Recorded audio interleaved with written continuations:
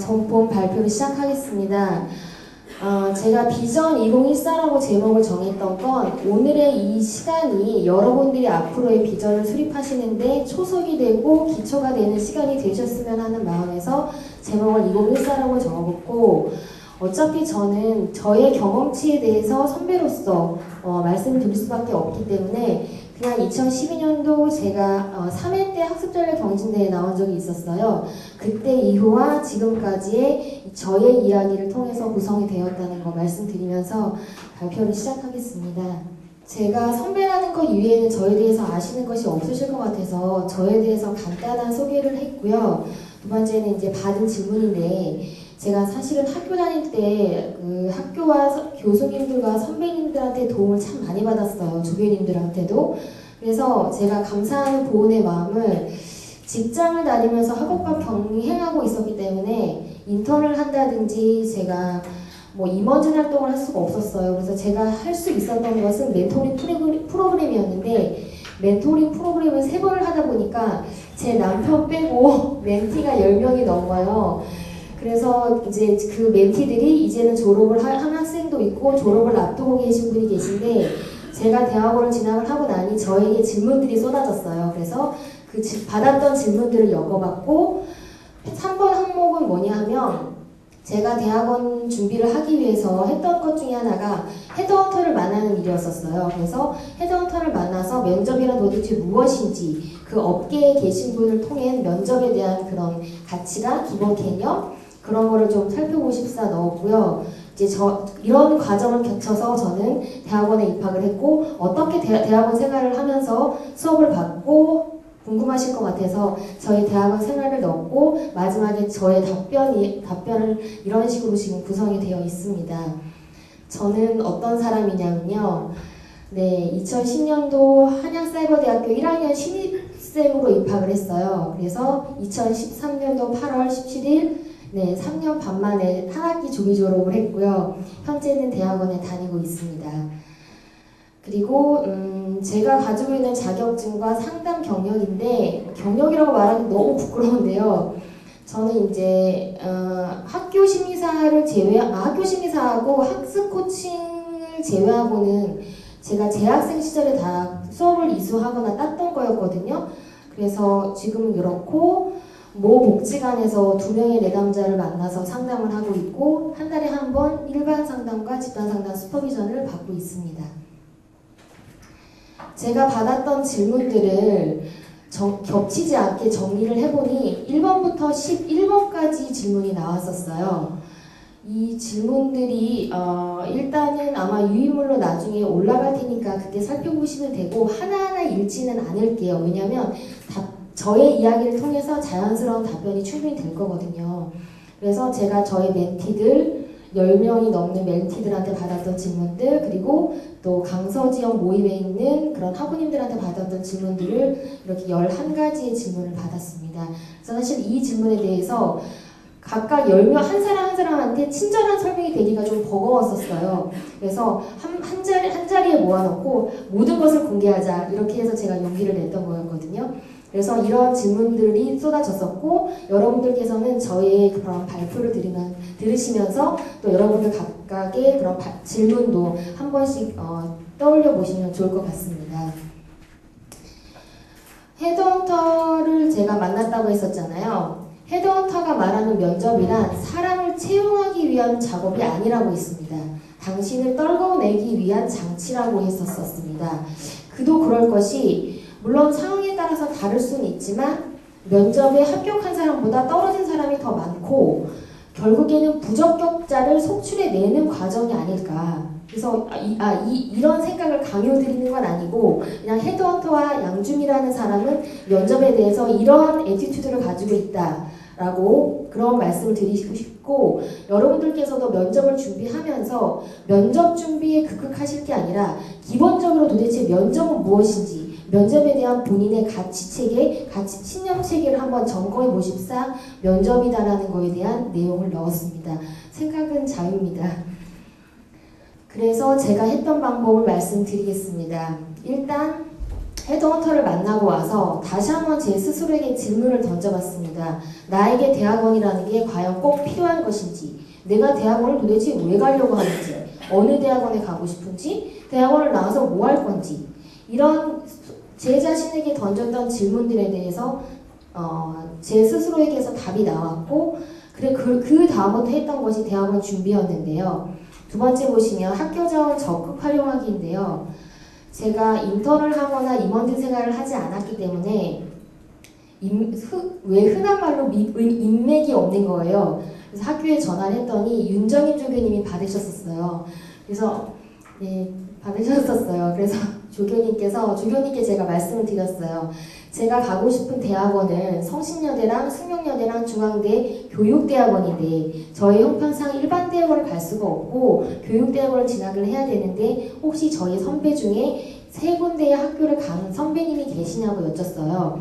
그랬더니 윤정임 주연이 너무나 감사하게도 08학번에 어느 선배님이 계신다고 하셨고 그 선배님한테 연락을 하셔서 제 소개를 너무나 좋게 해주셨고 그래서 그 선배님하고 성신여대 선배님하고 제가 이거 직접 통화를 했어요. 그래서 그 선배님이 뭐라고 말씀을 해주셨냐면 면접을 준비할 때 지금 성신여대 대학원 교수이신 김정규 교수님께서는 게시탈트 중에 관계성에 관심이 많으니 관계성에 관련된 자료라든지 학술지라든지 그런 거를 읽어보고 오라고 했었어요. 생각을 해보니까 관심사, 우리가 왜 미팅을 하거나 소개팅을 할 때도 빨리 친해지는 방법 중에 하나가 공통의 관심사로 접근하는 거잖아요. 그래서 그 김정규 교수님에 관련된 성신여대에 관련된 자료를 다 찾고 중앙대에 관련된 자료를 다 찾으려고 하다 보니 문득 교육대학원하고 일반대학원하고 다른데 나랑 통화하신 분은 교육대학원이 아니라 일반대학원이라서 혹시 뭔가 내가 뭔가 빠뜨린 게 있지 않을까 해서 성신여대 교육대학원에 전화를 했더니 여러분들께서도 이거 참고로 좀 알아두세요. 교육대학원이라고 해서 다 누구나 다 들어갈 수는 없었어요. 무슨 말이냐면 성신여대랑 성신여대랑 중앙대학교 교육대학원 같은 경우는 교원을 양성하기 위하기 때문에 교사들이 아니면 지원할 수가 없다고 하더라고요. 그러니까 제가 성신여대에 관련된 모든 자료를 찾았던 건 다 숙보로 돌아간 일이었었어요. 그래서 마지막 남은 한 군데가 내 숙대였는데 숙대 교육대학원에 전화를 해봤더니 다행히도 일반인도 지원할 수가 있었고 얻은 정보 활용하기잖아요.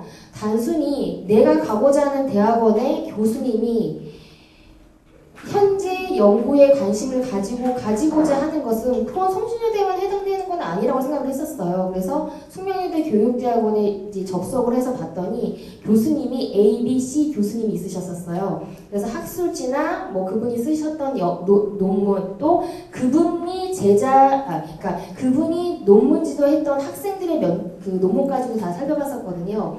그랬더니 공통적인 요소가 나왔는데 A 교수님은 진로였고요. B 교수님은 애착이었고 C 교수님은 발달이었었어요. 그래서 어쨌든 여기서 나와의 공통 요소가 무엇일까 했더니 저는 이제 진로였고 이제 진로 쪽에 진학을 이렇게 진로 쪽으로 좀 더 모든 자료를 찾아보면 되겠다. 이렇게 얻은 정보를 이제 응용했고요.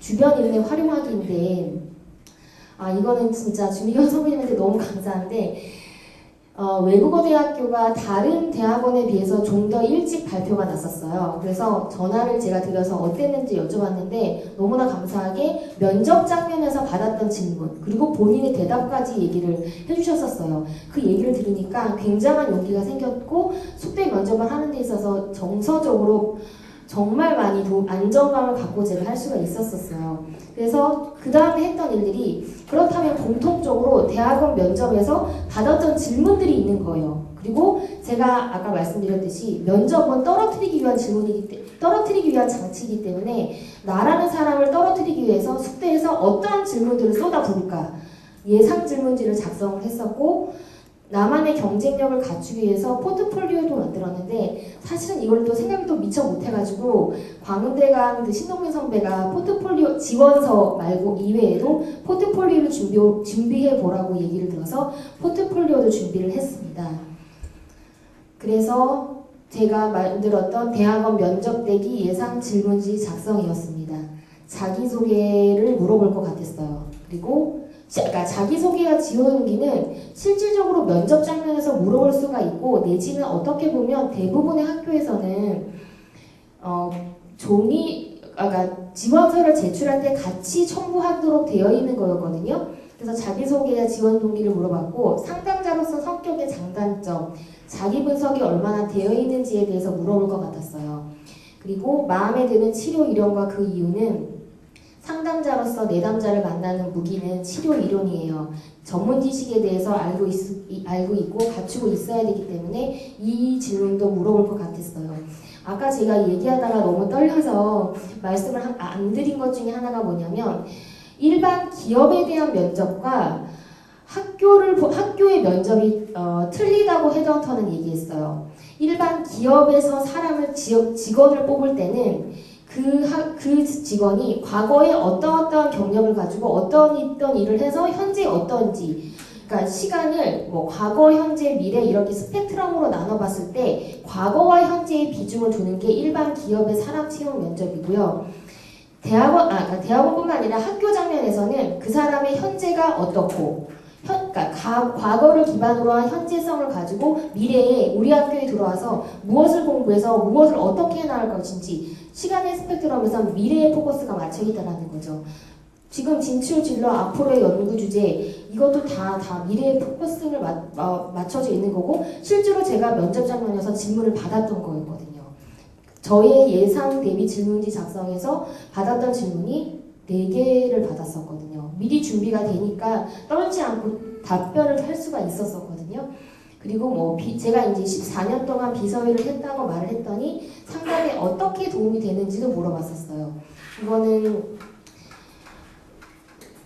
제가 용문상담심리대학원 대학교라는 데서 받았던 질문이었어요. 사실은 준비를 했기 때문에 대답을 할 수 있었다고 생각했는데 참고적으로 어떻게 대답했는지까지 말씀을 드릴게요. 좀 부끄러운데 제가 기업에서 비서를 했을 때 했던 일이 그 부사장과 사장의 비서였기 때문에 욕구와 원투한 이들을 분명하게 파악하지 않으면 업무를 진행하기 어렵다. 내가 상담자면에서 내담자의 그 누구보다도 내담자의 니드를 분명히 파악할 수 있고 내담자에 집중할 수 있기 때문에 내가 비서로서 13년 동안 일한 것이 상담에 분명히 도움이 된다고 말했어요. 저는 참고로 용문에 합격했습니다. 그러니까 여러분들께서 뭘 말씀드리고 싶으냐면 나라는 사람을 제3자로 객관적으로 두고 나를 떨어뜨리기 위해서 어떤 질문들을 필터링을 해댈지 그거를 준비하시라는 말씀에서 이런 말씀까지 드리는 겁니다. 네. 그리고 제가 만들었던 포트폴리오예요. 지원서 따로, 지원동기 따로 이렇게 되어 있는데 한눈에 나의 과거, 현재, 미래 내가 이 로고는 이제 용문 로고였는데 용문이라는 과정을 통해서 내가 하고 싶은 것 미래의 포커스를 본다고 했었잖아요. 사실 이거를 그 면접 장면에서 사실은 칭찬받았거든요. 교수님한테 이 포트폴리오를 만들면 어떤 효과가 있냐고 제가 지금 생각해 봤을 때 나의 자신에 대해서 목표가 너무나 뚜렷하고 이 학교에 반드시 와야 하고 너무나 이 학교에 오고 싶어 하는 열정을 교수님들이 보시는 것 같아요. 그래서 교수님께서도 딱 저를 보자마자 로드맵을 굉장히 잘 만들어놨다고 반갑다고 환영한다고 말씀을 사실 하셨어요. 그래서 그 자리에서 사실은 합격할 줄 알았었죠. 그 교수님의 말씀을 통해서 봤을 때 여러분들께서도 미리미리 이런 포트폴리오를 준비해 두시고 그러니까 여러분들의 발자취를 미리미리 남겨두시고 정리해 두시라고 이런 말씀을 드립니다. 이러한 과정을 통해서 대학원에 들어왔어요. 네, 저는 숙대에 처음부터 합격하진 않았고요. 제가 뭐라 그러죠? 추가 합격. 네, 제가 추가 합격을 했어요. 그래서 추가 합격을 했는데 이 얘기를 추가 합격했다는 얘기를 왜 드리는지는 잠시 후에 이유가 나와요. 대학원 생활은 어떠냐면요. 토론 수업과 발표 수업으로 이루어지고 있어요. 그래서 이 자료는 제가 1학기 때 청년발달 시간에 직업발달이라는 그런 수업 시간이었는데 이런 PPT를 만들어서 지금처럼 이렇게 띄워놓고 이렇게 마치 교수님이 학생들을 가르치는 것처럼 그렇게 수업이 진행되고 있다는 걸 말씀드리기 위해서 대학원은 이렇게 발표 수업, 이런 식으로 발표 수업이 진행되고 있다는 거를 넣었고요. 그 다음에 이거는 과제인데요. 이런 과제를 해오라고 받았어요. 페이지 수가 43페이지, 적으면 한두 페이지 이런 식으로. 이 과제를 작성을 하면서 한사대 다닐 때 모모 교수님 되게 욕하면서 사실 숙제했었는데 그 교수님한테 감사하는 마음이 들었어요. 그 숙대에 왔더니 숙대에도 매주 숙제를 하나 내지 두 개를 내시는 분이 계시더라고요. 그래서 이거는 한사대의 어떤 교수님이시다 떠올리면서 그때는 욕했는데 지금 참 감사하다. 글을 많이 써버릇하니까 글을 길게 밀리는 것도 또 훈련이 되더라고요. 그래서 3페이지, 4페이지 되는 숙제를 작성을 할 수가 있었고요. 그 다음에 그런 얘기 많이 있으실 것 같아요. 사이버데이이기 때문에 좀 밀리지 않냐, 공부하는데 뒤떨어지지 않냐, 뭐 왕따를 당하지 않냐, 뭐 이런 말씀들이 있는데 저의 경험치에서는 그런 일이 전혀 없었었어요. 오히려 저는 제가 사이버대를 나왔다라고 말을 했고 한양사이버대가 좋은 게 인턴십이 있기 때문이라는 것까지 저는 광고를 하거든요. 그럼 친구들이, 대학원 동기들이 저한테 사이버대 나왔는데 뭘 그렇게 학교에 대한 애정이 많냐고 막 이러는데 그거는 너희들은 모른다고 제가 그렇게 쿨하게 말해줬어요. 그래서 이제 제가 발표를 한다거나 어떤 과제를 제출하면 이제 교수님들께서 피드백을 주셨었고 이 자료 같은 경우는 뭐냐면 말은 그냥 흘러가는 거기 때문에 제가 교수님한테 그때 저한테 해주셨던 얘기 다시 한번 해주세요 이렇게 말씀드릴 수가 없어서 그냥 흔적에 남는 걸 하나 그냥 넣었었어요. 이 명랑한빛이라고 된 분이 답글 다신 분이 이제 교수님이시고 그분이 이제 숙대의 황성원 교수님이세요. 그래서 어떻게 감사한 마음을 갖고 있다니까요. 그래서 아무튼 사이버데이이기 때문에 뭐 밀린 거나 처지거나 그런 거 전혀 없이 당당하게 공부하고 있다는 거 여러분들께서 혹시라도 위축되지 마시라고. 저는 재학생 시절부터 사이버생이기 때문에 라는 생각을 단 한 번도 해본 적이 없다 보니까 저한테는 그런 일이 안 생겼었어요. 어쨌든 저희 경험치에서는. 그래서 여러분들 이거는 이제 참고하시라고 용기 가지시라고 넣었고요. 그 다음에 이거는 이제 제 성적표를 성적 보시면 별로 좋지 않아요. 아까 학우님들 보니까 4.5에 4.5고 막 그러시던데 저는 4.5에 4.5도 아니었었어요. 그런데 위에는 제가 한사대 때 토탈로 받았던 성적이고 그 아래는 1학기 때 받았던 성적이에요. 제가 또 받았던 질문 중에 하나가 숙대 가서 성적 떨어졌지? 이육이었었어요. 그런데 저는 오히려 성적이 더 올랐다고 4.3 만점에 4.3이었다라고 여러분들께서 지금 공부하고 계시는 거에 자부심을 가지시라고 정말 말씀을 드리는 거예요. 지식이라는 것이 누적적으로 축적이 되는 거기 때문에 이것 따로 저것 따로 다 별개가 아니라 하나의 커다란 흐름처럼 하나의 물줄기처럼 다 연결되는 것이기 때문에 여러분들께서 지금 이 시간에서 공부하고 계시는 내가 이번 차시에 들어야 되는 강의 하나, 이번 차시에 제출해야 되는 쪽지과제, 제출해야 되는 레포트가 한양 사이버대에서만 해당이 되고 여기서 끝나는 일이 아니라는 걸 말씀드리기 위해서 제가 이 성적표를 공개한 거예요. 사실 저도 한사대 때 조금만 더 잘할 거 이런 정말 부끄러웠지만 여러분들께서 이걸 보시면 정말 용기를 내실 수 있을 것 같아서 제가 용기를 내서 넣었던 거고요. 그렇다면 하나하나 답변을 해보겠습니다. 대학원 준비 어떻게 해야 되나요? 어느 학교를 갈까? 저 같은 경우는 낮에 상담을 하고 싶었기 때문에 일반 대학원은 좀 불가능하다고 생각을 해서 교육대학원은 저녁에 시간을 학교를 가거든요. 그래서 교육대학원을 진학을 하게 된 거고 또 제가 했던 실수 보셨죠? 교육대학원 중에서도 1급으로 인가가 낸 학교는 성신여대, 중앙대는 일반인이 지원할 수가 없고요. 2급으로 그 인가를 받은 학교는 일반인이 지원을 할 수 있는 겁니다. 그렇게 1번은 답변이 된 것 같고 대학원 자기소개서 어떠한 방향성으로 써야 하나요? 말씀드렸죠. 현재를 기반으로 한 미래의 방향성으로 자기소개서를 작성을 해야 되고요. 지금 2번, 3번 다 지금 멘티한테 받았는데 성장 배경에서 뭘 강조해야 되나요? 라고 말을 했는데 대학원에서 보는 성장 배경이라는 게 이 사람이 서울에서 태어났는지 부산에서 태어났는지 뭐 첫째인지 넷째인지 이걸 보는 게 아니고요. 상담 심리학, 그러니까 상담자로서 어떠한 성장 배경을 가지고 자라날 수 있는지 어떠한 새싹인지를 보고 싶기 때문에 보는 걸 찾고 있기 때문에 성장 배경은 곧 경력 배경으로 보셔야 돼요. 그래서 여러분들께서 학과 공부도 굉장히 중요하시지만 재학생일 때 미리미리 교육 같은 거 반드시 받아야 되는 교육 같은 거는 찾아서 이수를 하셔야 된다는 거 말씀드렸고요. 영어 준비는 어떻게 했냐면요. 제가 교육대학원이기 때문에 교육심리학 관련된 원서를 찾아서 매일 한 패러그래프씩 그렇게 영어를 해석을 했었습니다. 그리고 영어를 사실은 과외를 좀 했었고요. 그리고 5번 질문한 사람 여기 왔는데요. 저 이런 질문을 받았어요. 누가 그러는데 가고자 하는 학교의 교수님을 찾아뵙고 눈도장 찍고 오라는데요. 이런 질문을 받았어요. 그래서 제가 전화상으로 세게 말할 수가 없어서 그냥 우회적으로 말을 했는데 지금 말씀을 드리면 제가 아까 면접을 준비할 때 역지사지로 면접을 준비하라고 말씀드렸잖아요. 내가 교수야. 근데 어느 날 1년씩도 없는 사람이 나를 보재. 그러면 일단 안 만나게 될 가능성이 커요.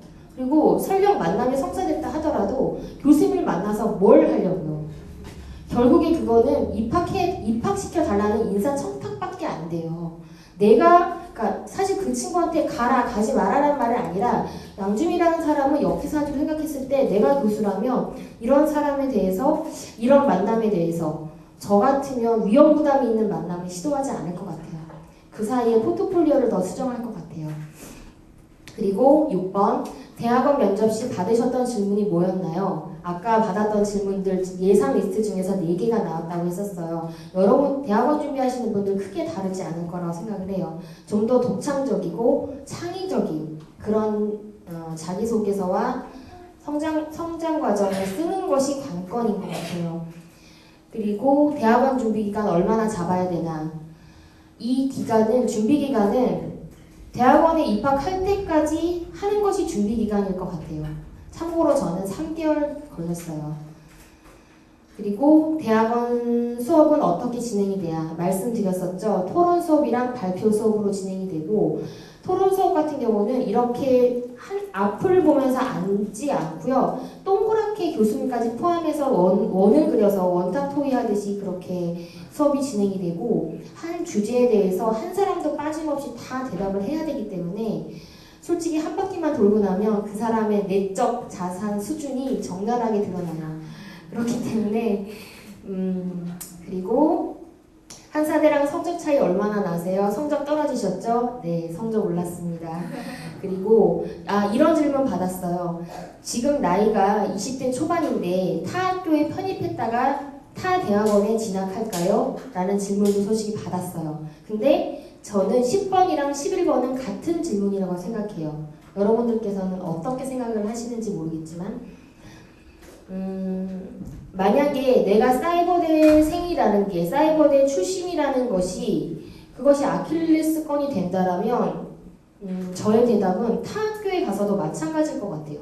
왜냐하면 타 학교에 2학년이나 3학년에 편입을 할 텐데 2학년이나 3학년 편입생들의 구성원들이 원래부터 처음부터 그 학교에 입학한 사람도 있을 수 있고 사이버대가 아닌 학교에서 입학한 사람도 있을 텐데 사이버대 때문이다. 사이버 때문이라는 거에 대한 어떤 뭐라고 해야 되나 경력 물타기가 안 되지 않겠어요? 거기 가서도 사이버대 출신인데요.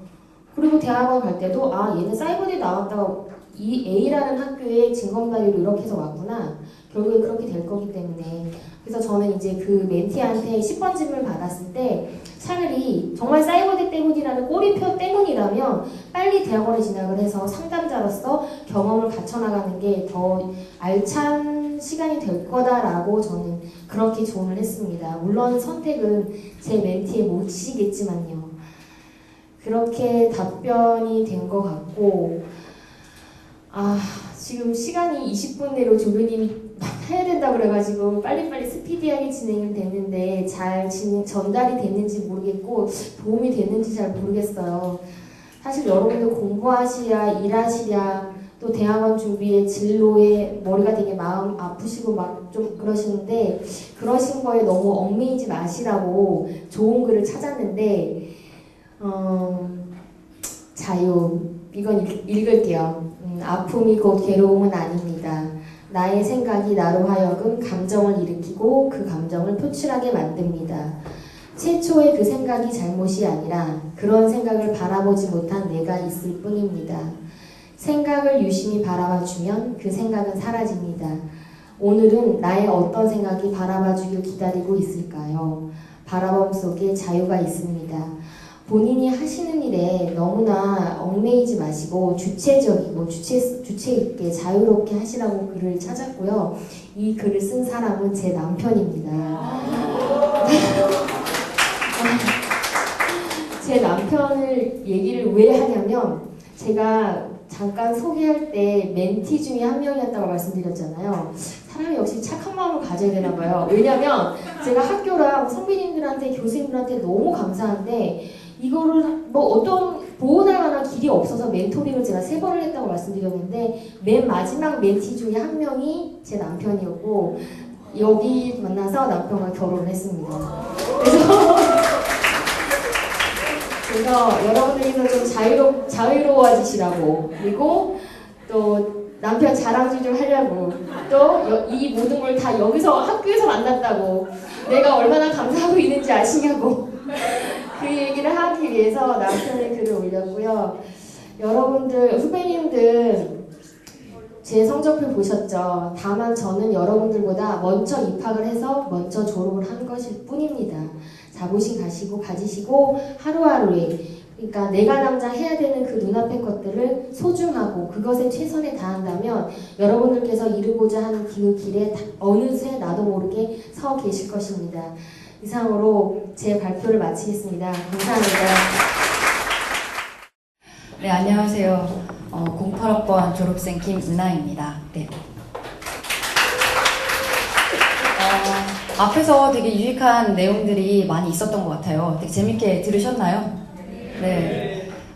제가 제 차례를 기다리면서 조금 생각을 해봤는데요. 생각해보니까 저도 몇 년 전에는 이렇게 여러분들처럼 그 자리에 앉아서 누군가의 특강과 강의를 들었던 것 같아요. 그리고 제가 3학년 때인데 2010년도에 처음 학습경진대회가 열렸어요. 그때 저도 공부법에 관한 발표를 이 자리에서 했었었고요.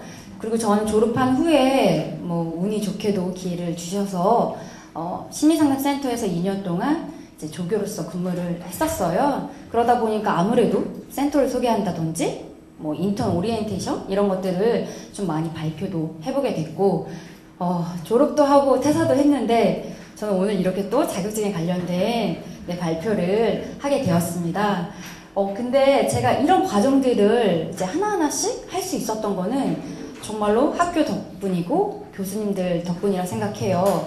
늘 감사하는 마음이고 그런 것들에 대해서 보답을 하고 싶었기 때문에 이렇게 자격증에 관련돼서 발표를 할 수 있겠냐라는 제안을 받았을 때 기꺼이 이제 하겠다고 이제 말을 하게 됐었어요. 근데 이제 제가 약간 개인적으로 진짜 자격증에 관련된 걸 진짜 잘 설명할 수도 있었는데 저도 아까 양주미 학원님께서 교육 그 대학원에 대해서 발표해 주셨는데 저도 지금 대학원 시험을 보고 있어요. 사실은 어제도 시험을 봤고요. 내일도 시험을 봅니다. 다음 주 토요일에도 시험을 보고요. 네, 그래서 조금 시기적으로 부담은 됐지만 제가 그동안 자격증 공부하면서 느낀 것들을 나눌 수 있는 기회가 흔치 않은 것 같았어요. 그래서 오늘 조금 바쁘고 좀 부담이 됐지만 여러분들과 제가 이렇게 느낀 것들을 공유하고자 이 자리에 섰고요. 좀 많이 지금 제가 마지막이잖아요. 그래서 좀 지쳤을 수도 있는데 조금만 더 힘을 내서 집중해서 들어주시고 저도 제가 준비한 내용을 또 알차게 재미있게 할 수 있도록 노력하겠습니다. 근데 제가 조금 말이 빨라요. 그리고 사실은 양이 많아요. 그래서 어떻게 할까 고민인데 빨리 말하고 시간 안에 끝낼까요? 아니면 조금 길더라도 천천히 할까요? 길더라도 천천히? 네? 다 알겠어요. 최대한 그렇게 할게요. 근데도 약간 말이 빠를 거예요. 그리고 여러분들이 지금 제가 하는 얘기는 조금 낯설게 들릴 수도 있어요. 그쵸? 그렇기 때문에 더 집중을 해서 들으면 더 좋을 것 같고요. 그리고 여기 이제 제가 지금 설명하는 거에 있어서 너무 메모하지 마세요. 제가 메모하라고는 딱 한 번 말할 거예요. 그때 메모하시면 되고, 여기 나와 있으니까 여기에 집중해 주시면 되고, 그리고 제가 오늘 사실 대회잖아요. 그리고 여기 교수님들도 있고, 몰랐는데 막 촬영도 하고, 이러니까 부담은 되는데, 진짜 그런 거 신경 하나도 안 쓰고, 저는 제가 알고 있는 것들을 여러분들한테 설명해 드리고, 또 뭐, 나이 상관없이 그냥 편하게, 진짜 내가 아는 사람한테 자격증 따고 싶어? 내가 다 알려줄게. 이런 마음으로 좀 편하게 이렇게 진행하도록 할게요. 네. 여러분들은 어떻게 조금 자격증에 관심이 좀 있으세요? 네. 나 자격증에 대해서 좀 알아보고 검색도 해봤다. 이런 분 혹시 손 들어볼까요? 생각보다 많네요. 그리고 제가 조금 궁금한 건데요. 여기 혹시 1학년 있으세요? 2학년, 3학년, 4학년. 네. 3학년이 조금 많은 것 같아요. 저도 학교 다녔을 때 08학번으로 이제 신입학을 했는데 자격증 이런 거 전혀 몰랐어요. 3학년 때 처음으로 이제 여러분들처럼 공부하다가 중간에 이렇게 알게 되었는데 이 자격증들 보면 제가 오늘 이렇게 3가지를 설명할 거예요. 제가 이제 3가지를 가지고 있어서 설명을 하게 될 것 같은데 보면 우리가 일단 졸업 후 자격증을 많이 취득하게 되잖아요. 근데 이제 졸업을 보면은 여러분들이 이제 졸업을 딱 했어요. 그럼 그때 할 수 있는 게 나 대학원 진학을 할까? 아니면 나는 취업? 난 자격증? 아니면 이제 내가 하던 일로 돌아가는 거죠. 상담 공부가 너무 재밌고 좋지만 조금 안 맞다 이럴 수도 있잖아요. 그렇기 때문에 이제 다시 일상생활로 돌아가시는 분들도 많이 봤어요. 그런데 일단 3가지 대학원, 취업, 자격증 이런 것들이 대부분 우리가 하겠죠. 그리고 앞에서 대학원 진학에 대한 건 말씀해 주셨고 저는 자격증에 대해서 말할 건데 사실은 이게 다 연결되어 있어요. 그렇잖아요? 대학원을 가더라도 자격증을 딸 것이고 취업을 하려면 자격증이 필요한 거고 자격증이 있으면 취업이 쉽고 공부도 크게 다르지 않아요. 이제 접근하는 공부법들이. 그래서 이 3가지 중에서 저는 오늘 이제 자격증에 대해서 받게 됐는데 자격증 되게 많다라고 할 수 있잖아요. 되게 많아요. 자세히 모르면. 근데 일단 제가 준비한 건 보면 첫 번째로 당연히 국가공인 자격증이에요. 나라에서 인정해주는 자격증이잖아요. 그래서 이렇게 3가지 정도 수업 시간에서도 교수님들께서 알려주고 있으세요. 근데 보면 이제 정신을 똑바로 차리고 들어야 될 타이밍이에요. 정신보건 임상심리사라고 있죠. 이거는 보건복지부에서 주는 거예요. 그리고 사실 자격 요건도 제일 까다롭고 따기도 힘들어요. 왜 우리 교수님들 교수진 소개 보면요. 임상 전공하신 분들 있잖아요. 유성진 교수님, 한 교수님, 하상수 교수님 다 이 자격증이 있으세요. 네. 그리고 그 다음에 이제 청소년 상담사도 국가 공인 자격증이에요. 이건 조금 따기 쉬워요. 여러분들도 졸업만 하면 볼 수 있어요. 일단 시험을 볼 수 있다는 거예요. 따는 게 아니에요. 네. 그래서 시험을 볼 수 있는 자격이 되니까 좀 참고 힘들더라도 졸업하고 졸시까지 봤으면 같이 공부했으니까 3개월 뒤에 보통 이 시험이 있거든요. 그때 따볼 수도 있겠죠. 그리고 임상심리사는 그렇잖아요. 위에도 임상심리사가 있는데 밑에도 임상심리사가 있어요. 이거는 산업인력공단이라는 곳에서 주는 자격증이에요. 자, 유성진 교수님 여기에 공인 자격증 하나 있으시죠? 저희 두 개.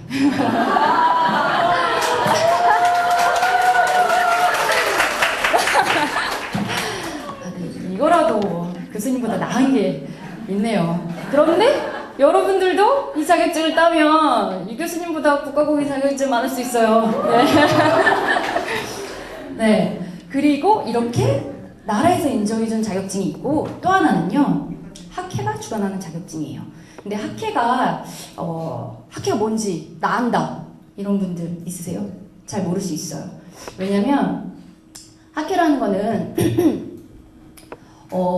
한국 심리학회라는 게 있어요. 심리학회가 있는데 이제 그 안에는 한국 상담심리학회를 포함한 그 외에 11개의 분과가 있어요. 그러니까 뭐 건강심리도 있을 수 있고 발달심리도 있을 수 있고 다 여러 가지 분과가 나뉘잖아요. 근데 우린 상담심리학과니까 당연히 한국심리학회랑 한국상담심리학회를 가입해서 주로 그쪽에서 정보들을 접하고 계속 보게 될 텐데, 일단 학회 가입 자체가요, 여러분들이 왜 모르냐면 졸업 후에 가능해요. 네, 거길 지금 들어가도 뭐 볼 수 있는 게 많지가 않아요. 그래서 일단은 내가 가입을 하고 이제 가입을 해야 이제 거기에 있는 정보들을 볼 수 있는데, 가입 자체가 졸업한 후에라는 거. 그리고 여기에 이제 상담심리사라는 게 있는데, 우리 학과의 상담 전공이신 이제 박은주 교수님과 또 윤성민 교수님이 가지고 있는 자격증이세요. 그리고 뭐 당연히 탁과지만 하정희 교수님도 가지고 계시고, 뭐 주리 교수님도 가지고 있으신 이제 그런 자격증이에요. 그래서 내가 뭐 발달에 관심이 많다 이러면 심리학회 가입하고, 발달 심리학회도 가입해서 찾아볼 수 있겠죠. 이렇게 좀 나라에서 인정해주는 자격증이랑 학회에서 주는 자격증이 조금 좀 뭐 가장 좋다라고 말할 수 있겠죠. 하지만 그거 외에도 다른 자격증들이 있어요. 그런 자격증들은 어디서 어떻게 아나요? 이렇게 생각하실 수도 있어요. 근데 우리 학과 홈페이지에 들어가시면, 제가 아까 살짝 열어놨거든요. 여기 보시면 일단 관련 자격증에서 수요 기간에 따른 자격증 이렇게 나눠놨죠. 제가 말한 거 국가공인 자격증 여기 이렇게 있죠. 그리고 심리학회 자격증 여기 있고, 그 외에 자격증, 내가 좀 놀이치료에 대해서 관심이 많다, 내가 미술치료에 관심이 많다 이러면 이런 학회를 클릭만 해서 들어가서 보시면 됩니다. 이렇게 해서 알아볼 수 있고, 우리 홈페이지에 보면 되게 많이 나와 있잖아요. 그러니까 여러분들도 보실 수 있어요. 자, 이제 본격적으로 이제 청소년 상담사부터 이제 여러분들한테 설명을 할 건데, 청소년 상담사, 일단 우리가 졸업을 하면 볼 수 있는 가장 자격 조건이 쉬운 검사를 할 수 있어요. 그래서 보면은 이거는 이름이 조금 여러 번 바뀌었는데, 지금은 어쨌든 한국청소년 상담복지개발원이라는 이름으로 여기서 자격증을 주는 거예요. 그래서 제가 근데 사실은 만약에 여기 젊은 분들만 있다라고 하면 찾아보세요 라고 하려고 했었어요. 근데 사실 우리는 백날 이렇게 얘기해주면 어떻게 들어갈 수 있대 이렇게 하고선 못 찾잖아요. 그쵸? 그래서 아까 제가 뭐라고 했죠? 근데 어차피 이렇게 치면 나와 있죠. 그래서 클릭을 해요. 들어가면 사실 한국 청소년 상담에 관련된 많은 것들을 접할 수 있어요. 여기 보면 여러 가지 카테고리가 있잖아요. 이런 것들을 통해서 내가 좀 궁금하다 이러면 시간 날 때 들어가서 구경하는 거예요. 그리고 청소년 상담사에 관련된 게 좀 더 궁금하다 이러면 여기 있죠. 여기를 클릭하시면 되는 거예요. 여기를 클릭하세요. 그러면 지금 한참 보수교육을 두고 있어서 이렇게 중요한 것들이 나와 있는데, 청소년 상담사 뭔지 알고 싶으면 직접 찾아보면 되는 거예요. 여기 정의 같은 거 있잖아요. 여기 보면 제가 어차피 PT 준비한 게 여기 있는 내용들이에요. 근데 이제 여기 있어서 PT 안 넣으려고 하면 또 여러분들은 그때 봤던 게 어디 있냐, 조교님을 괴롭히겠죠. 그래서 제가 양쪽에 넣기는 했으니까 PT를 통해서 보셔도 되고, 내가 직접 이렇게 보실 수도 있어요. 그래서 이렇게 청소년 상담사를 정의하고 있구나, 이런 자격증이 있으면 활동 분야는 이렇게 되겠구나 라는 걸 알 수 있겠죠. 그리고 내가 궁금하다 이러면 그 다음을 클릭하는 거예요. 1급, 2급, 3급 나눠서 세부 내용이 있죠.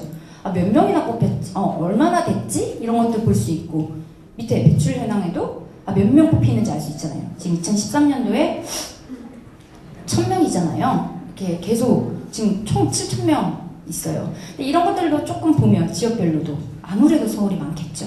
이런 것들 보면 좀 좋을 것 같아요. 그리고 자격 시험에 관해서도 자세히 나와 있어요. 그쵸? 그래서 제가 자격 시험부터는 제 PT로 보도록 할게요.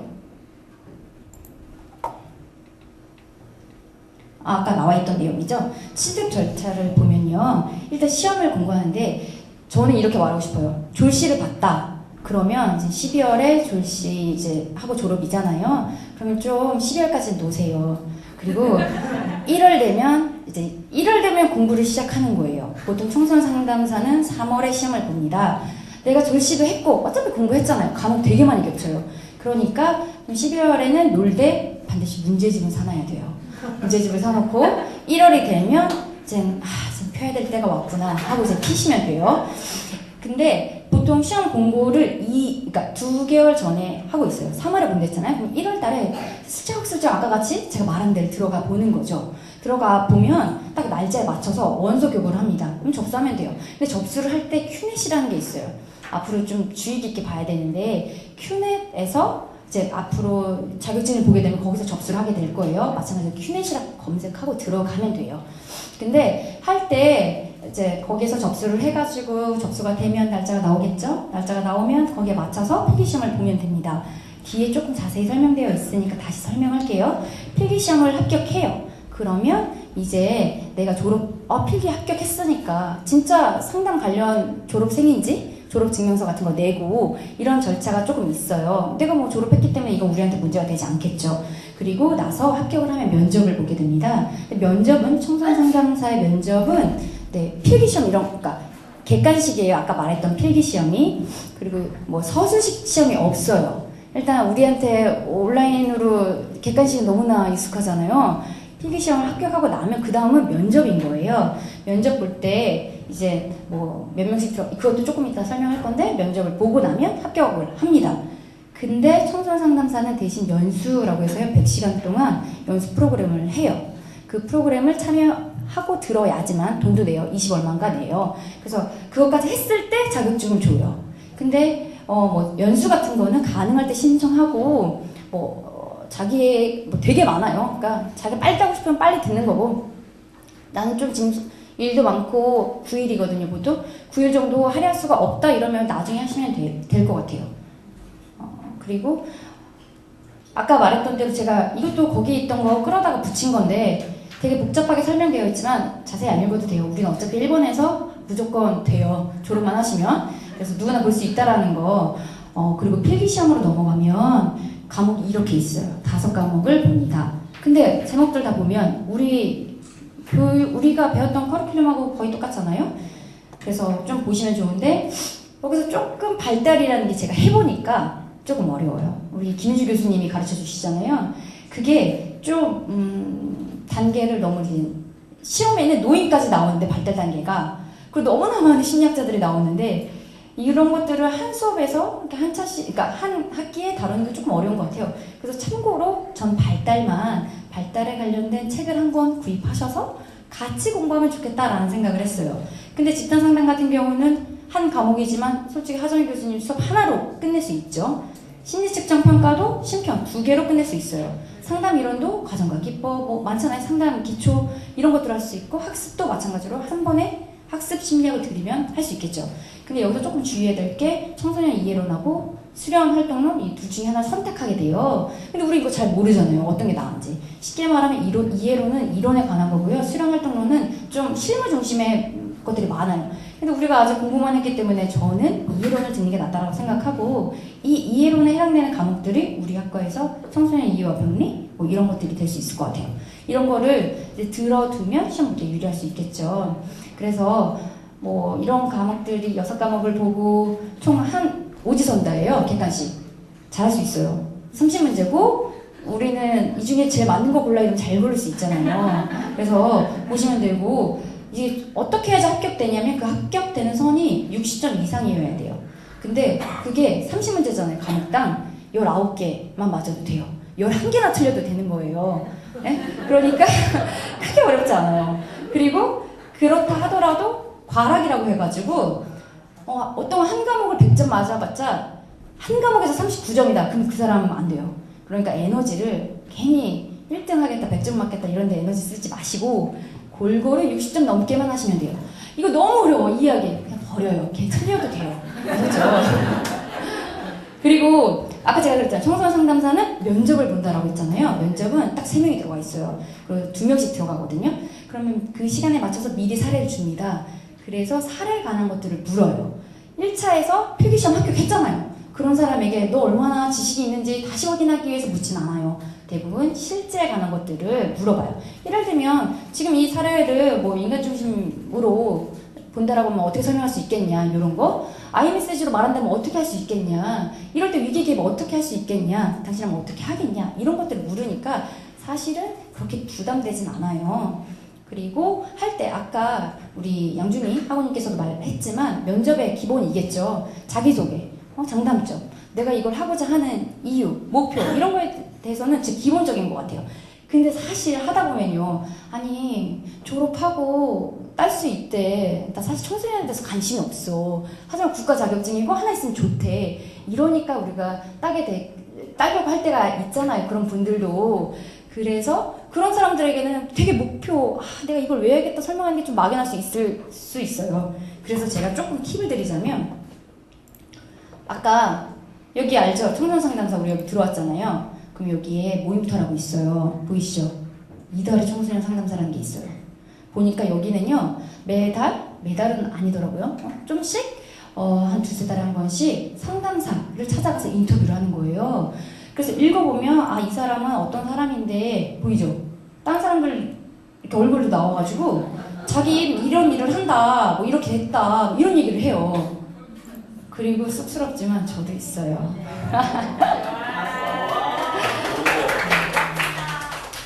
여기 보이시죠? 심리상담센터 제가 조교로 일을 했을 때 인터뷰로 오셨어요.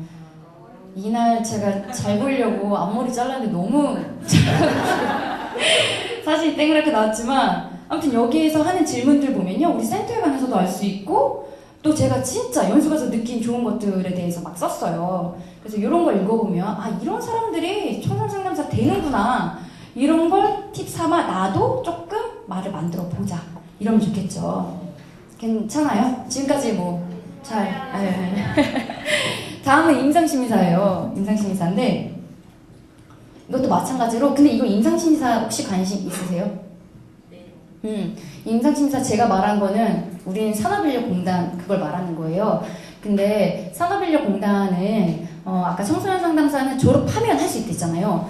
역시 이건 마찬가지로 졸업하면 할 수도 있고 졸업 예정자도 자격 요건이 돼요. 청소년 상담사는 무조건 졸업을 해야지만 돼요. 코스모스 안 돼요. 그러니까 내가 나는 2월에 졸업이 아니라 8월에 졸업이에요. 당연히 안 돼요. 무조건 졸업한 후에 됐는데, 이 임상심리사 같은 경우는 무조건 예정자면 돼요. 1년 전이면 돼요. 그러니까 4학년 때도 볼 수 있다는 거예요. 단 그렇게 해주는 대신 임상심리사인데 수련은 1년 해야겠지? 이제 이런 거죠. 그리고 그 수련 1년이 사실 우리 센터가 아니지. 아까 구미영 학원님께서도 설명했지만 상담심리센터에서 인턴을 하면 그 1년이 인정이 되는 거예요. 그래서 저 같은 경우도 인턴을 1년을 학부 때 했고, 그리고 4학년 때 임상심리사를 봤어요. 그래서 그렇게 취득을 했거든요. 이게 조금, 이것도 혹시 아까처럼 같이 들어갔으면 좋겠어요? 아니, 근데 이거는 시간도 생각해야 되니까 제가 진짜 자세히 써놨어요. 여기 보면은 이렇게 한국산업인력공단을 검색해서 거기 들어가서 자격검정 보면 이렇게 아예 주소까지 해놨으니까 나중에 한번 클릭해서 들어가 보세요. 그리고 큐넷 있잖아요. 제가 아까 큐넷은 뭐 할 때 가는 데라고 했죠? 원서 접수할 때 그때 가는 곳인데, 거기에서도 임상심리사에 대해서 나와 있어요. 근데 거기 나와 있는 내용들이 주로 이런 내용이에요. 제가 지금 PT에 실은 내용인데, 임상심리사란 이런 거다. 내가 좀 임상심리사가 뭔지 잘 모르겠다, 이러면 이걸 자세히 읽어보시면 되세요. 그리고 절차 같은 경우는 이거는 이제는 3주 전에 정신 더 차려야 되겠죠. 3주 전이잖아요. 까딱하면 놓쳐요. 그래서 3주 전에 해야 되고, 보통 7월에 봅니다. 그러니까 7월에 공고가 나요. 8월에 봐요. 여름방학 때. 그쵸? 그러니까 내가 만약에 학기 중에 한다라고 하면 이제 기말고사 끝나고 슬슬 방학중에 이제 아까 같이 클릭을 해서 들어가 보는 거예요. 그래서 공지가 뜨면 접수하면 되고요. 요즘에는 옛날에는 조금 장소도 많고 지원자는 많지 않았었는데, 요즘은 자꾸 지원자가 느니까 장소를 선착순으로 하더라고요. 당연히 일찍 접수하는 게 좋겠죠. 내가 시험 보는데 집에서 먼 데 가면 그만큼 힘들잖아요. 그래서 조금 일찍 접수하시면 좋고요. 이것도 필기시험이 있습니다. 그리고 필기시험을 합격하면 대신 여기서는 아까 전에 수련 1년이 필요하겠잖아요. 그래서 이제 그걸 보여줘야 돼요. 증명 서류 같은 거 떼서 나 1년 수련했습니다 하고 보여주면 그 사람들이 오케이 되면 이제 2차 실기시험이라고 하는 이제 시험을 접수할 수 있어요. 그리고 나서 그걸 합격하게 되면 최종 합격하고 이건 연수 같은 거 없어요. 그래서 자격증이 생기는 거예요. 그리고 자격 조건 아까 전에 말했듯이 우리가 졸업하기 전에 할 수 있고 수련 1년 하면 되는 거예요. 그리고 내가 만약에 상담 관련과가 아닐 때 해당되는 게 2번이에요. 그러니까 수련을 2년 하면 또 보게 해주나 봐요. 근데 어쨌든 우리는 수련 1년 하고 졸업 예정자부터 시험을 볼 수 있어요. 그래서 객관식 여기도 5과목이 있어요. 근데 아까랑 되게 비슷하죠. 이상심리 하나 생겼고 임상심리 생겼고 근데 우리한테 과목 다 있잖아요. 이런 것들 통해서 이제는 공부하실 수 있고 그리고 사지예요. 4개 중에 하나 고르는 거고 약간 문제수가 더 적어요. 20문제이기 때문에 한 문제당 5개예요. 그러면 12개만 맞으면 돼요. 8개나 틀려도 되는 거예요. 그리고 역시 마찬가지로 과락이 있으면 안 돼요. 평균 전 과목 60점 이상이어야 되고 40점 이하인 게 하나도 없어야 돼요. 근데 임상심리사는 뭐가 어렵냐면 제가 자격증을 봤을 때 임상심리사만 2차에서 면접이 아니에요. 서술식 시험을 봐야 되는 거예요. 그래서 평균 20문제가 나와요. 그리고 부분 채점이 가능하긴 한데 3시간을 줍니다. 20문제에 대한 답을 쓰라고 하는 거예요. 역시 60점 이상이어야 돼요. 제가 생각했을 때 이게 제일 어려웠던 것 같아요. 저도 지금 대학원 시험을 보고 있지만 대학원 시험에서는 3-4개밖에 안 묻거든요. 근데 여기는 막 20개나 묻잖아요. 그래서 여기 대답하기가 조금 어려울 수 있는데 이런 것 때문에 사실은 제가 센터에서 원래 서술시험이 없었어요. 유성진 교수님이 센터장님 있을 때 우리 서술시험을 봐야 한다. 이런 거에 대비가 안 된다. 이래서 제가 처음에 얘기했는데 생각해 보시겠다고 하더니 그 다음부터 생겼어요. 그래서 네, 이런 것들이 근데 우리가 너무 객관식 시험에만 익숙하고 쓸 일이 없잖아요. 그렇기 때문에 저는 좀 필요하다고 생각해요. 그래서 이게 좀 그런 부분에서 어렵긴 한데 이것도 다시 거기에 맞춰서 공부할 수 있는 방법들이 있긴 있어요. 그리고 이제 마지막으로 상담심리사인데 이거는 약간 사실은 졸업도 해야 되고 수련을 이제 또 해야 되는데 더 길어요. 그리고 더 따기 사실은 까다로운 것 같아요. 근데 이것도 궁금하면 한국상담심리학회를 검색해서 들어가실 수 있어요. 근데 여기 어차피 집에서 들어가도 자세히 볼 수가 없잖아요. 왜냐면 가입이 안 되니까. 그래서 잠깐 들어가 보면 이렇게 되어 있어요. 그래서 제가 좀 보려면 근데 로그인 꼭 안 해도 이렇게 상담심리사라고 써 있잖아요. 그러면 여기 대해서 소개에 이런 사람들이 딸 수 있구나. 또 보려면 이 사람들은 이런 일을 하는구나. 여기에 대한 정보들을 다 알 수 있어요. 그리고 친절하게 뭐 예를 들어서 내가 2급 필기를 시험 볼 거다 이러면은 당신 이렇게 물어봐줘요. 가입이 되어 있으면 나는 준회원이니까 예스. 그리고 감독 하에 상담 경력이 필요한 거예요. 그래서 이제 이것도 자세히 클릭하면 이게 뭔지 나와 있어요. 예스. 이수 과목을 했으면 예스 해서 이렇게 내가 지금 이렇게 확인할 수가 있어요. 근데 이제 이거 같은 경우는 보면 여기 써 있잖아요. 상담 관련 석사. 그러니까 석사생이면은 수련 1년만 해도 돼. 상담 전공자야? 그러면 2년은 수련을 해야 돼.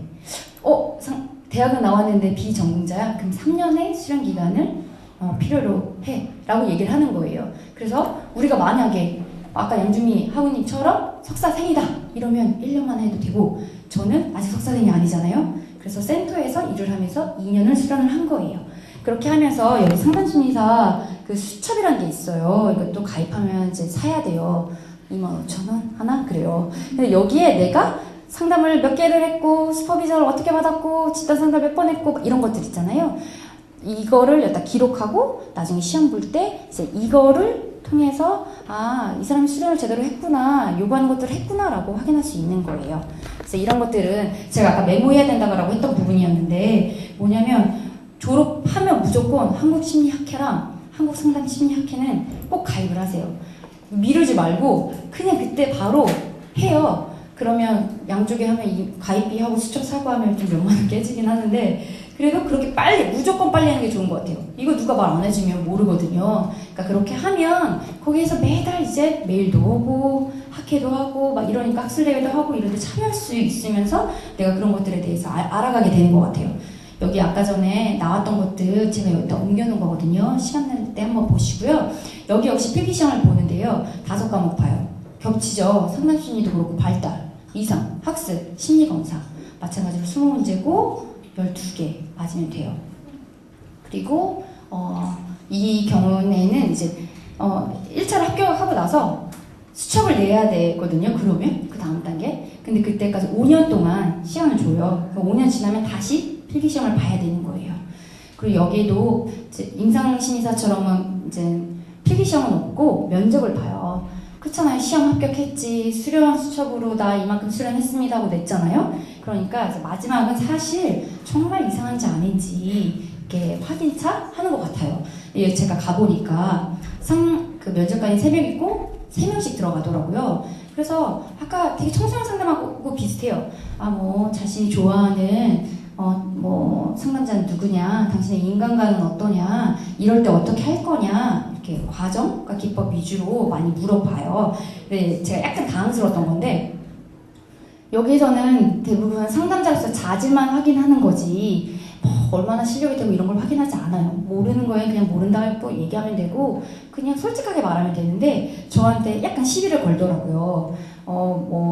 제가 집단 상담을 학교에서만 했거든요. 우리 센터에서만. 근데 왜 여기 학교에서만 했냐 라든지 이건 왜 이렇게 작성했냐라고 물어봐요. 그러더니 저한테 이러는 거예요. 만약에 김은하 선생님은 이것 때문에 떨어질 수도 있다 라고 하는 거예요. 그럼 제가 얼마나 당황스럽겠어요. 제가 거기 가서 계산을 해봤는데 상담심리사의 합격률을 보니까요. 2년 전에 420명? 1년 전에 460명? 근데 제가 이번에 땄거든요. 가서 면접을 보는 사람 수를 세봤어요. 그때 490명이 와 있더라고요. 그러면 저는 생각했을 때 많이 떨어뜨려야 60명? 내가 진짜 못해도 60명 안에만 안 들면 난 붙겠다. 그렇게 생각하고 정말 편안하게 있었거든요. 근데 그렇게 떨어질 수 있다라고 얘기를 하니까 저는 근데 그때 그럼 제가 할 수 있는 건 어떤 건가요? 어떻게 해야 되나요? 막 이렇게 물어봤어요. 그리고 나서 이제는 이제 잘 마치고 나왔는데 진짜 나 떨어졌구나 막 이렇게 생각했거든요. 근데 알고 봤더니 그런 게 건드리는 거예요.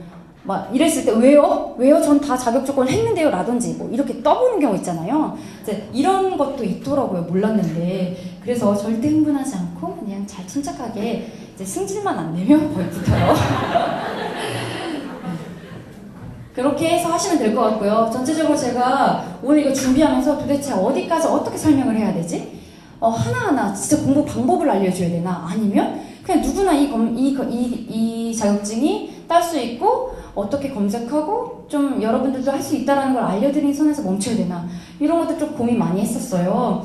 근데 지금 생각한 건 여러분들이 자격증에 대해서 잘 모르니까 조금 많이 좀 알아보고 이제 아직 급한 거 아니잖아요. 어차피 다 졸업 후에 할 수 있는 것들이니까 지금은 그냥 교과 과정에 맞춰서 공부 차근차근 하고 그때 필요할 수도 있으니까 교원 같은 거 잘 정리해두고 주교재 같은 것도 저도 사서 이렇게 두면 필요할 때 볼 수 있고 그렇게 준비할 수 있다고 생각해요. 근데 맛배기로 조금 이렇게 대충 하면 된다. 이제 너무 겁먹지 마라. 자격증은 이렇게 공부할 수 있다라고 제가 1차, 2차 공부 방법 같은 거 조금 실어봤고요. 만에 하나 진짜 제대로 자격증에 대해서 알고 싶다. 공부하는 노하우를 알려달라 이러면 진짜 날 잡아서 알려드릴 수도 있어요. 그래서 오늘은 살짝 그냥 저렇게 하면 된대. 나도 좀 해볼 수 있겠다. 겁먹을 필요 없겠다. 이렇게 생각하시는 차원에서 제가 써봤는데 일단 당연히 문제집 같은 거는 뭐 기출문제 같은 거 인터넷이나 생각보다 선적하면 되게 많아요. 그래서 그렇게 해서 구입을 하고 적어도 당연히 한두 번은 풀어봐야겠죠. 아무리 바쁘더라도 한두 번은 저 같은 경우는 풀어왔어요. 최소 2번은 풀었고 마지막에는 뭐 틀린 문제 중심적으로 본다든지. 그리고 제 이제 자격증 노하우 중에 하나인데요. 보통 자격증 공부할 때 우리 과에 되게 완벽주의 성향 되게 많잖아요. 할 거면 제대로 하고 공부 열심히 하는 사람 얼마나 많아요. 그때 다시 이제 피죠. 집단 상담을 제대로 공부하겠어 하고서는 책을 한 권 놓고 공부하는데 절대 자격증 공부는 그렇게 하는 거 아닌 것 같아요. 그냥 문제 중심적으로 해야 되는 것 같아요. 모를 때 찾아보고 좀 그럴 시간이 많지는 않다고 생각해요. 그래서 처음에는 그 회별로 있잖아요. 보통 문제집을 사면 한 6번 풀 수 있는 거 줘요. 그러니까 과목별로 6회 정도를 주는데 처음에는 회별로 풀어보는 거예요. 아, 상담 풀고, 임상 풀고, 이상 풀고, 뭐 학습 풀고, 발달 풀고 이렇게 해서 전체를 한번 풀어요. 그 다음번에는 제가 잘하는 건데 과목별로 푸는 거예요. 1회부터 6회 있잖아요. 그럼 오늘은 상담만 쫙 풀어요. 다음날은 발달만 쫙 풀어요. 그 다음날은 이상만 풀어요. 이러다 보면 문제가 계속 반복적으로 되다 보니까 이해 안 되는 것도 계속 눈에 익게 되는 것 같아요. 왔다리 갔다리 하면은 아 이거를 어디서 봤지? 발달에서 봤나? 상담에서 봤나? 이게 헷갈리더라고요. 그래서 저 같은 경우는 처음에는 회별로, 두 번째는 과목별로, 그러니까 최소 2번 풀어야 되는 거겠죠. 그리고 아까 말했던 대로 틀린 문제가 있을 때 아 도저히 이거 이해가 안 돼. 이럴 때 전공책을 찾아보는 거. 그리고 사실은 정말 안 되겠어요. 책을 봐도 모르겠어요. 그럼 문제하고 답을 외워요. 생각보다 그렇게 반복돼서 많이 나오더라고요. 그래서 그런 것도 팁이 될 수 있고 2차 같은 경우는 제가 아까 면접은 중간중간에 말씀드렸잖아요. 임상 2차가 제일 어려운데 그런 거 같은 경우에는 역시 마찬가지로 기출문제를 구하고 문제집을 산다든지 뭐 아는 선배한테 카페를 통해서 구할 수 있어요. 근데 약간 임상심리사는 답이요, 정답이 없는 거예요. 문제집을 샀는데 정답이 어쩔 때 읽어보면 이상 상담에 대해서 아는 사람 만나 할 정도로 답이 엉터리예요. 근데 그걸 외울 수는 없잖아요. 그러니까 그럴 때는 아까 스터디에 관한 것도 많이 나왔는데 스터디 좋은 것 같아요. 그래서 답을 만드는 거예요. 나라면 이 답을 하겠어. 뭐 이렇게 다 같이 조합해가지고 그 문제에 가장 알맞는 답을 찾아보는 거, 그런 것들이 좋고 그 다음에 그걸 미친 듯이 외워야죠. 그래서 거의 임상 2차인데 벼락치기로 달달달달 외우는 거예요. 그래서 적어도 기출문제 한 번씩은 다 보고 이러면 진짜 제 말대로 하면 진짜 많이들 붙었어요. 제가 2기거든요. 조교까지 했잖아요. 저는 1기부터 11기까지 다 선생님들을 알아요. 그러면서 아까 100 몇 명이었는데 그 사람들이 자격증 따는 거 진짜 많이 봤어요. 보면서 느낀 건 나이 많아도 저 58년생 분도 1차, 2차 따는 거 봤어요. 임상도 따고 청상도 따고 그리고 직장 하면서도 다 따세요. 진짜 많이 봤어요. 그러니까 조금 자격증에 대해서 너무 두려워하거나 어떻게 하지? 막 이런 생각보다는 좀 학교 공부 열심히 하고 이제 슬슬 4학년이 되면 좀 스터디 같은 것도 같이 하던 사람들하고 같이 자격증 공부하고 이러면 좋을 것 같아요.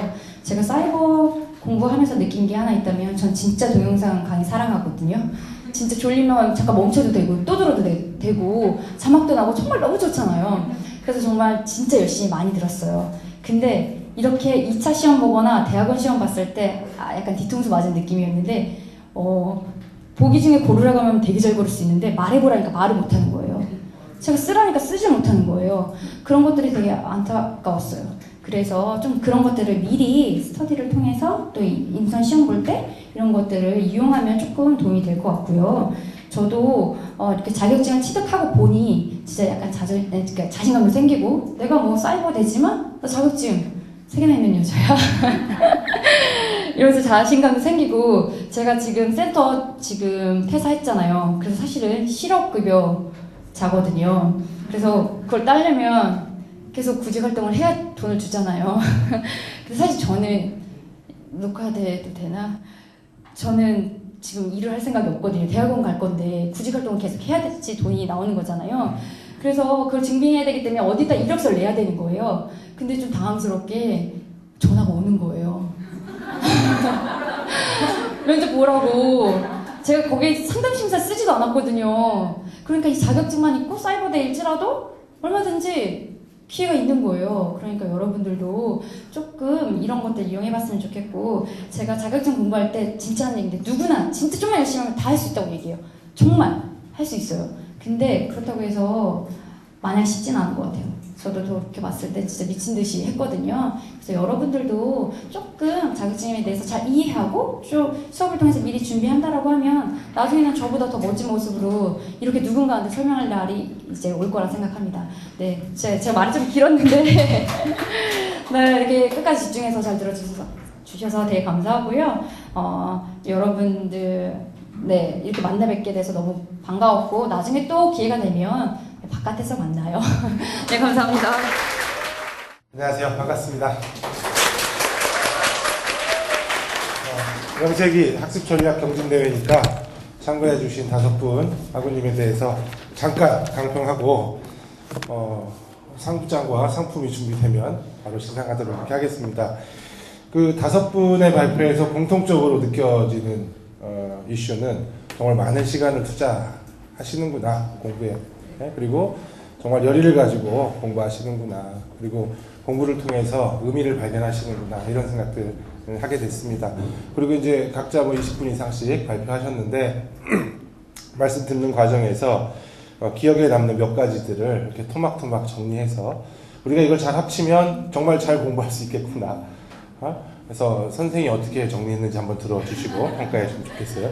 일단 기호 1번, 참가번호 1번 윤복순 학우님은 가장 연세가 많으신 분으로서 일단 정서적으로 모범이 되는 모습을 보여주신 것 같고, 그 스터디 모임, 그 다음에 공부할 때 꼭 사탕을 챙기신다는 거, 그리고 이분은 다른 모든 걸 떠나서 공부가 삶의 1순위이신 것 같아요. 솔직히 남편분이 조금 싫어하시지 않을까 이런 생각을 하게 됐고, 가장 인상적이었던 것이 말씀드린 것처럼 나를 스스로 정서적으로 자극하기 위해서 명언, 격언 이런 걸 떠올리고 또 생각하시는 것 우리가 배울 수 있을 것 같습니다. 이렇게 정서적으로 자극되는 상황에서 공부의 동기가 높아질 것이다.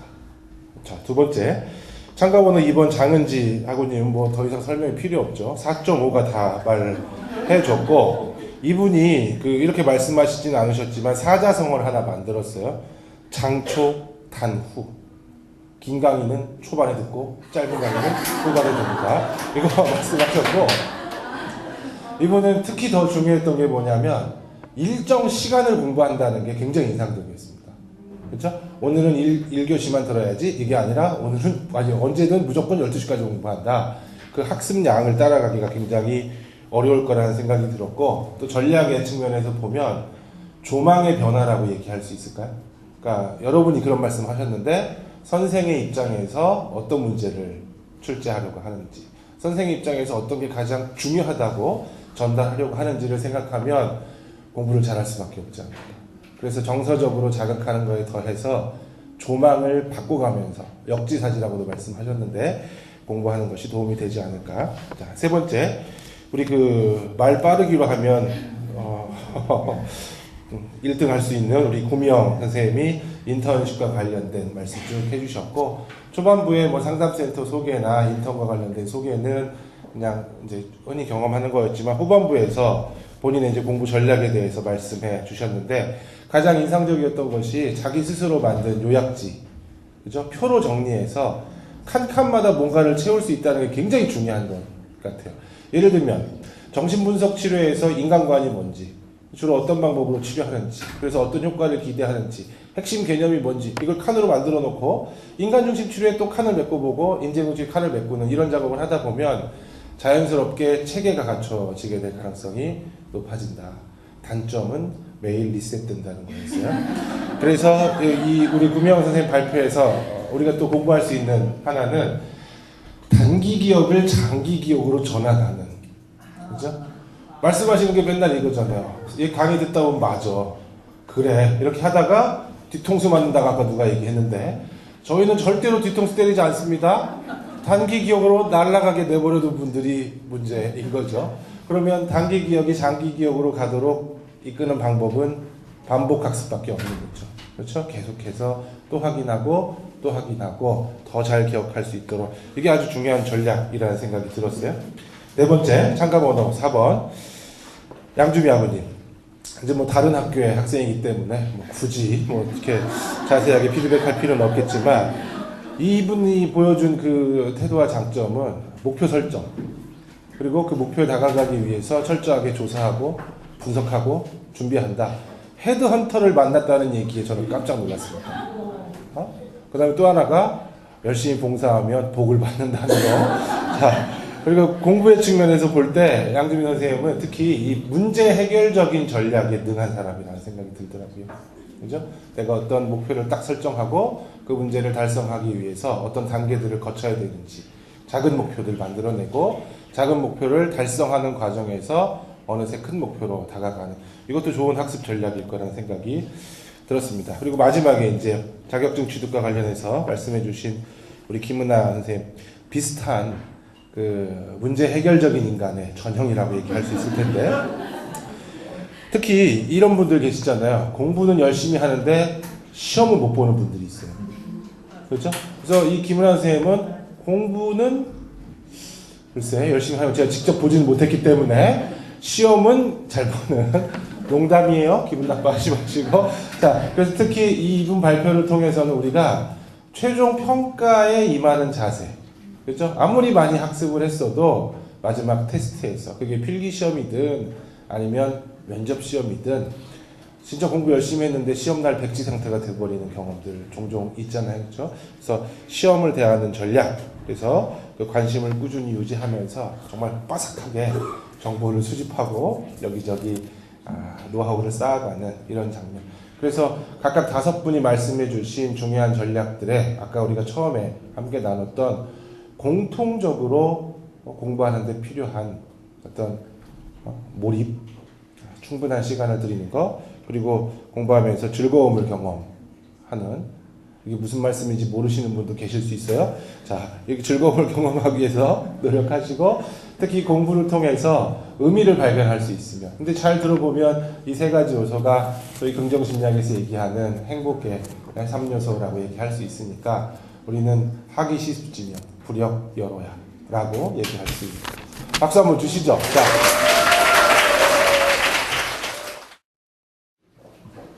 네. 장려상 상담심리학과 이렇게 되고요. 제5회 학습전략 경진대회 장려상 상담심리학과 장은지 학우님. 네, 축하드립니다.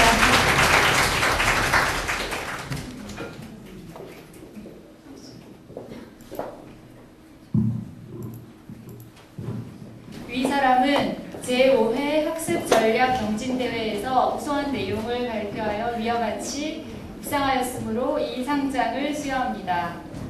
2014년 11월 8일 상담심리학과장 유성진.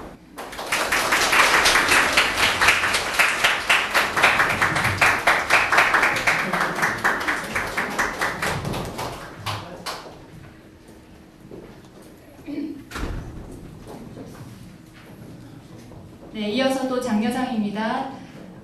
상담심리학과 졸업생 김은아 선생님. 네.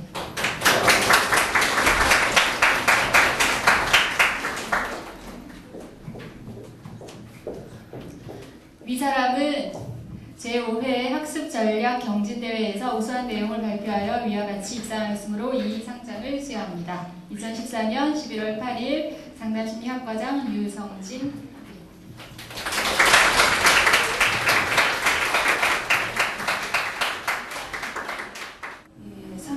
부문 제5회 학습전략 경진대회 우수상 상담심리학과 구미영.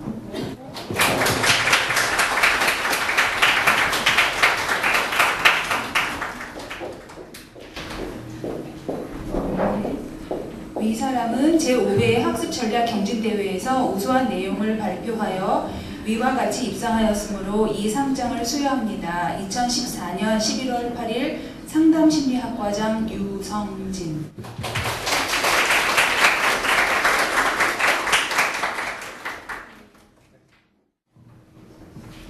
제5회 학습전략 경진대회 우수상 상담심리학과 윤복순.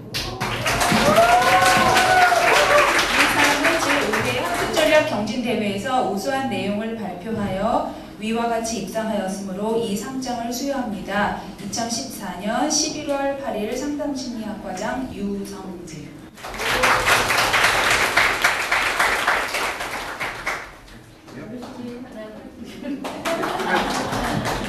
자, 양지윤 선생님. 상장 제5회 학습전략 경진대회 최우수상 상담심리학과 졸업생 양주미 이하 동문입니다.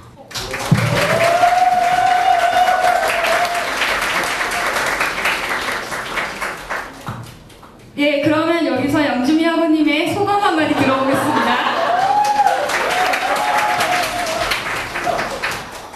정말 생각하지 못했고요. 제가 상을 받으려고 이 자리에 나온 게 아니라 제가 너무 받은 게 많아가지고 네, 제가 정말 감사한 게 많아서 후배님들께 도움이 조금이나마 됐으면 좋겠다는 마음으로 제가 발표 불안이 있지만 그거를 무릅쓰고 나왔는데 이렇게 큰 영광 주셔서 지금의 자리에서 최선을 다해서 학교를 더 빛낼 수 있는 사람이 되도록 하겠고 교수님들께 봉헌하겠습니다. 감사합니다.